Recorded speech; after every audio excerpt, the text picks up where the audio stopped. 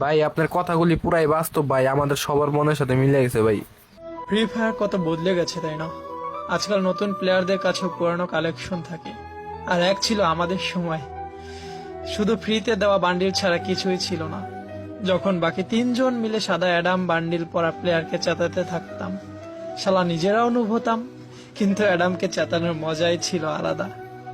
এক ঘরে বা টাওয়ারে বসে চারজনে মিলে একটা কিল করতাম, আর এনিমির একজন এসে আমাদের চারজনকেই মেরে দিত। কিন্তু জানেন মজার বিষয় কি ছিল?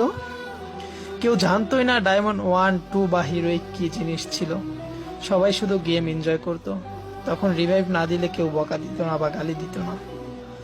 ওই সময় যে নক হয়ে যেত সে চিৎকার করে করে বলতো, ভাই তুই পিছনে পালা, সামনে এনিমি, তোকে মেরে দিবে।